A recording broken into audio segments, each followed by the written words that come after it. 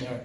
And I know, I've been reliably informed that Kieran O'Malley was out there a couple of years ago bringing his musical talents, and he's going to be here with his band, ladies and gentlemen, to round off what has been a wonderful night. It's been a great night of support, and certainly we've had a great night of fun, and I hope that you people have enjoyed it, and I hope, ladies and gentlemen, that you come back and support. This is my first time in the Town Hall Theatre here in Westport.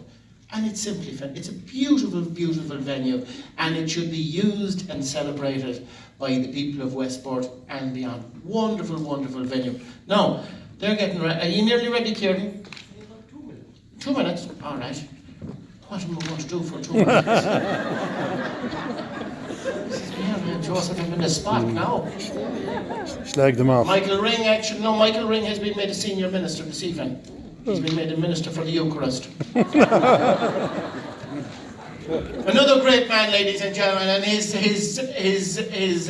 fingerprints and his influence are all over here, ladies and gentlemen. So a big round of applause for him, because he's a great Westport man, he's a great Mayo man, and he's a great man to represent people.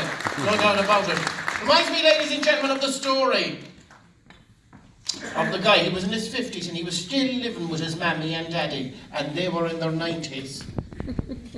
And they came in one wet Tuesday in a small farm on the Westport, and he said, "Daddy," he says, "I'm thinking of going thinking." But he said, "Daddy," he said, "I'm going to London, and London is an awful big place of a fair day," he says. "And there's one thing worrying me when I land beyond in London," he says, "Daddy, how will I know if a fella is gay?" The father said, "Kiss him. And if he closes his eyes, he's gay. And if he closes your eyes, he's not." Which was grand, it was very simple. And I'm telling you, you wouldn't think of this, like a mixed marriage in the north of Ireland one time was a Catholic and a Protestant, now down in the south it's a man and a woman. Well, he landed over in London and he walked onto this construction site. Imagine Paddy. And he said to the foreman, he said, "Is there any chance of this start?" "Oh, the English bloke says I don't have enough work for my own men." Paddy said, "That shouldn't be a problem, because very little will keep me going." Because I don't intend to do a lot. He says, "All right, okay." He says, "A couple of questions for you." He says, "Can you make tea?" "Can I make tea?" "No, mammy, you'd never let me near the kitchen. Yes, with no, I've never made tea in my life." He says, "All right." He says, "Can you drive a forklift?" His Paddy looked at me, he says, "How big," he says, "is the teapot?" He says, "I'll tell you what," he says, "I want you here tomorrow morning," he says.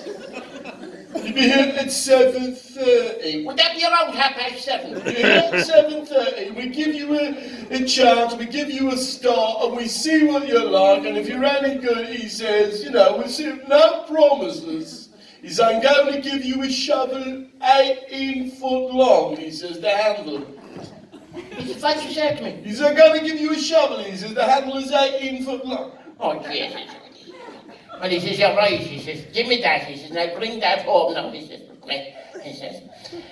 And he says, "What?" He says, "You're going to bring it home?" "Yeah, because Daddy told me," he says, "make sure that I got a handle in the shovel 18 foot long," he says, "to stay away as far from the work as you could at home."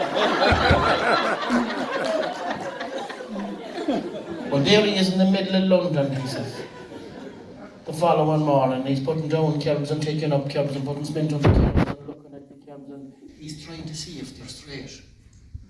And he closes one eye, they look middling straight, and he closes the other eye, they look half straight. But when he closes the two eyes together, they look perfectly straight. This British engineer pulls up in a Rolls Royce. "Oh," he says, "Paddy, Paddy, Paddy," he says, "we've got a scientific instrument in this country that can measure the straightness of a curb to 1,000 of an inch." Paddy said, "That wouldn't be worth the cut where I come from. You have to be spot on." Ladies and gentlemen,